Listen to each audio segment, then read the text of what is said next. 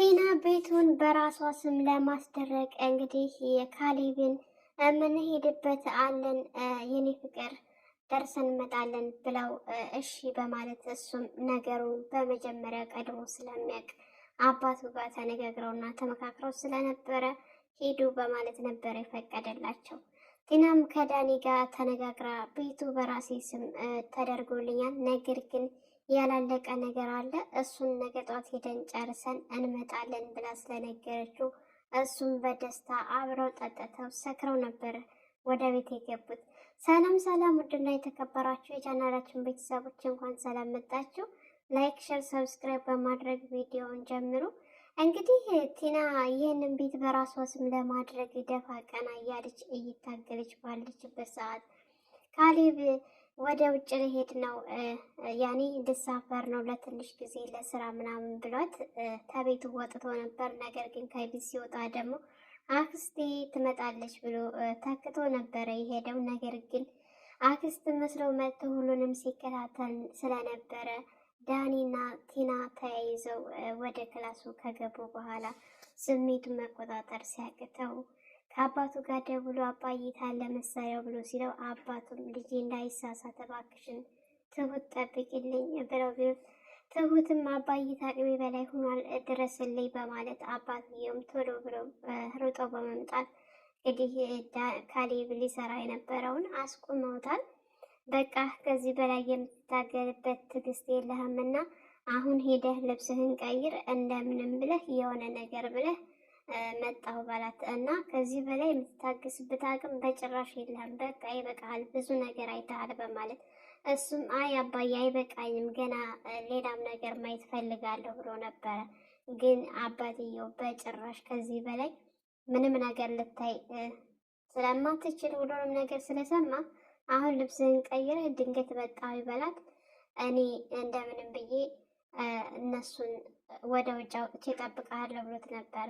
እንግዲህ የካሌብ አባትና ቲና አብረው ቁጭ ብለው ባሉበት ሰዓት ተያይዘው ተመካክረው አባዬ ዛሬ ነው አይደለ ያልከኝ፣ ስለዚህ ለምን አንሄድም እያለች እሺ ችግር የለውም እንሄዳለን ብለው በሚወጡበት ሰዓት ካሌብ ሰርፕራይዝ ሲላት የምን ሰርፕራይዝ ብላ በጣም ነበር የተናደደችው እና የተበሳጨችው። ምክንያቱም አሁን በእሷ ቤት አባዬ ማንም ሰው አያውቅም ከአባዬና ከኔ ውጭ ብላ ካሌብ ይሄን ነገር አያውቅም ብላ ነበር ያሰበችው።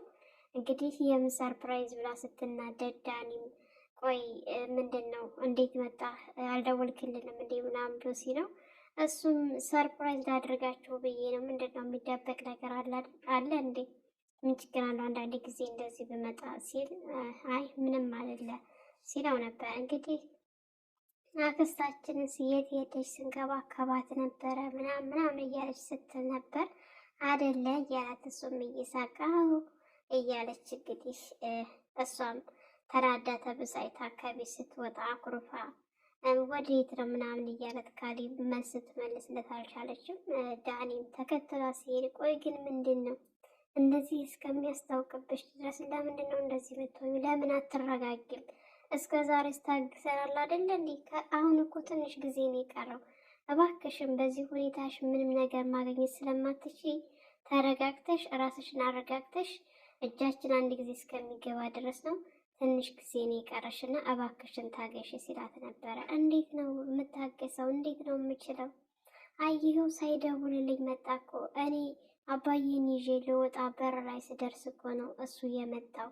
አሁንም እንደምንም ብለሽ ራስሽን አረጋግተሽ ወደ ቤት ተመለሽና ሌላ ጊዜ ይሆናል ብሏት ነበረ። እሷም እሺ በማለት ወደ ቤት ተመልሳ ካሌብ ወረቀት ሲያገኝ በጣም በመናደድና በመበሳጨት ቲና ሲላት ሲጮህ ምንድን ነው ስትለው ቆይ ይሄ ምንድን ነው እማየው ብሎ ሲላት በጣም እየተንተባተበች እያለች ባለችበት ሰዓት ምንድን ነው ምልሽ እኮ ነው የምልሽ ብሎ ሲላት አባዬ በሴት እጅ ቢሆን ይሻላል ብሎ በእኔ ስም አደረገልኝ ስትል ኧረ እባክሽ እንዴት ደስ ይላል ምናምን ሲላት አዎ በጣም ደስ ይላል፣ አየሁ አባዬ እኮ በጣም ጥሩ ሰው ነው ምናምን፣ ደግሞ ከአሁን በኋላ ማንም ሰራተኛ ፊት አይለብንም በእጃችን ነው በቁጥጥራችን አደረግነው ምናምን በማለት እሱም ተደስቶ እስኪ ከፊኝ ብሏት ነበረ።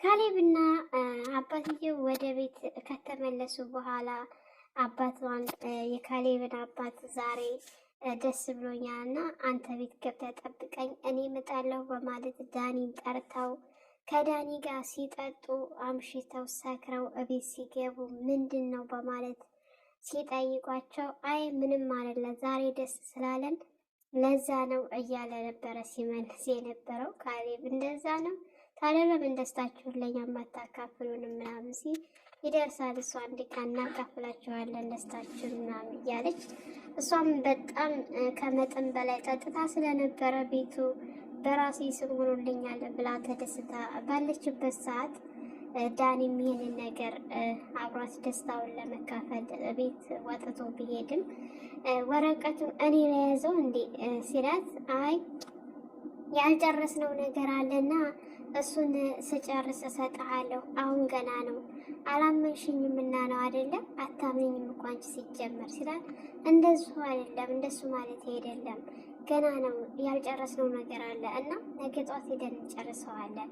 እሺ በቃ ቲና አንቺ ነገሮቹን ቀስ በማለት እናስተካክላቸው እንጂ እባክሽን ችኩል አትሁኚ፣ አትፍጠኝ እንደዚህ ምናምን እያላት እቤት ከገቡ በኋላ እናቱ የኔ ፍቅር ወደ መኝታ ክላስ እንግባ ስትል አይ በቃ የኔ እህት እኮ ስትሰክር ወንድሟንና ባሏን መለየት ያቅታታል ሲላት ደንገጥ በማለት ካሌብን እጁን ይዛ እንግባ አንተኛ ስትለው ካሌብም አንቺ ግቢ አንቺ ተቀዳሚ እመጣለሁኝ ብሏት ነበረ።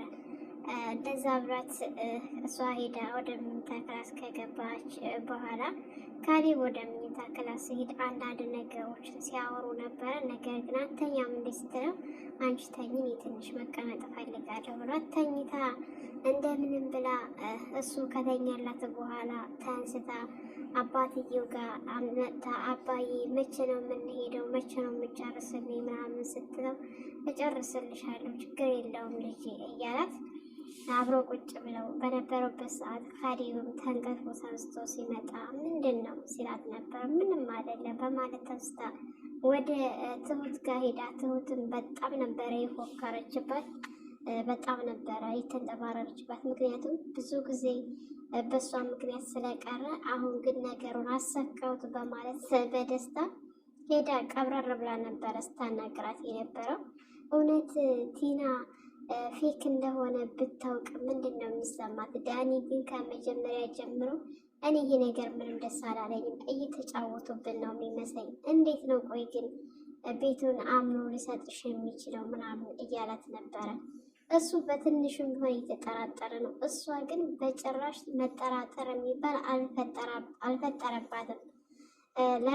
በነገራችን ላይ የቤቱን ነገር ነው እንጂ ዳኒ ራሱ ያልተጠራጠረው ብዙ ምልክቶች እየሰጡት ነው። ካሌብም ቢሆን አባቱም ቢሆን ከዚህ ቤት የሚወጣበትን እንደነቁበት እንደሚያውቁ ነገሮችን ሁሉ አንዳንድ መረጃ እያሳዩት ቢገኝም እሱ ግን ያው ሌባ ሁሌ አይኑ እንደተጋረደ ነው አይደለም። ትኩረቱን ሌላ ላይ ስለሆነ እነሱም የሚዩትን ሆነ የሚያወሩትን ምንም መስማትም ማገናዘብም አይችልም ማለት ነው። ገንዘብና ገንዘብ ላይ ብቻ የተጠመደው። ትሁትም እሱ ሌላ ሊያገባ ነው እኮ እንደዚህ የሚሆነው ስትል እንዴት ሊነግርሽ ቻልሽ? እንዴት አወቅሽ? እንዴት እና እንዴት እንደነገረ ባላውቅም ግን ነግሮኛል።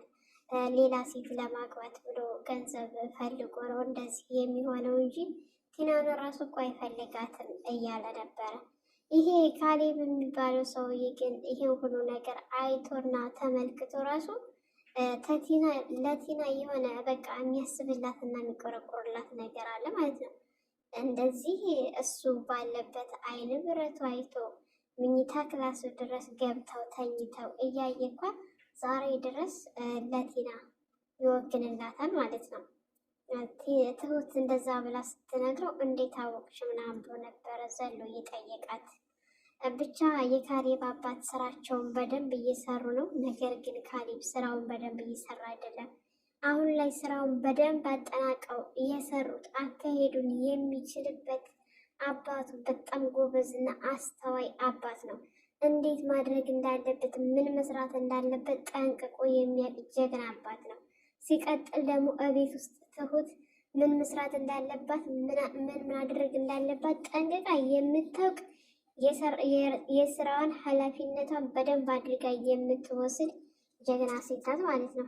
በእነሱ ልክ ካሌብ ቢሰራ ኑሮ እስከ ዛሬ እጅ ከፍንጅ ይዛቸው ነበረ። እነሱ እንደፈለጉ በነፃነት እቤቱ እየገቡ እየጠጡ እየበሉ ስራ መጀመር አለብህ እየተባለ እንኳን ራሱ አይደለም ነው የሚለው። አይንቀሳቀስም እቤት ውስጥ ተወዝፎ። ትሁት ቆይ ግን ለምንድን ነው ከዚህ ቤት ወጥተህ ቢያንስ እንኳን አባወራ መኝታ ላይ እየሄድክ አትተኛ?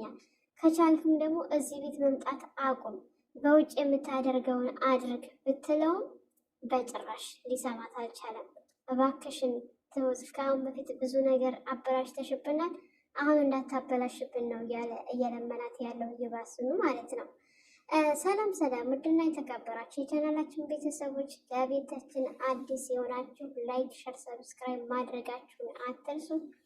በያላችሁበት ፈጣሪ ይጠብቃችሁ፣ ሀገራችንን ሰላም ያድርግልን፣ ወጥቶ ከመቅረት ፈጣሪ ይጠብቀን እያልኩኝ ለነኢማ ቤት አዲስ የሆናችሁ የደውል ምልክቱን እያጠቆራችሁ ሰብስክራይብ ማድረጋችሁን አትርሱ። መልካም ጊዜ